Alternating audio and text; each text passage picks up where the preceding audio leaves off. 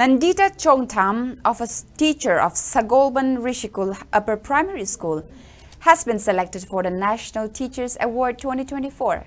The National Teachers Award was instituted to celebrate the unique contribution of teachers in the country and to honor those teachers who, through their commitment and dedication, have not only improved the quality of education but also enriched the lives of the students. Nandita Chongtham is one of the 50 teachers who have been selected for the National Teachers Award this year.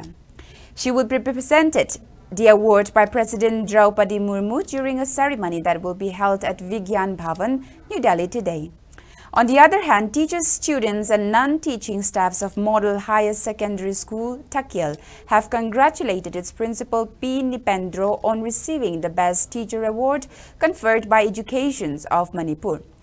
The Best Teacher Award was presented to Principal P. Nipendro in recognition of his efforts in improving enrollment of students in the school and also for leading the school towards 100% success in both BOSM and COSM examination in the past 2 years.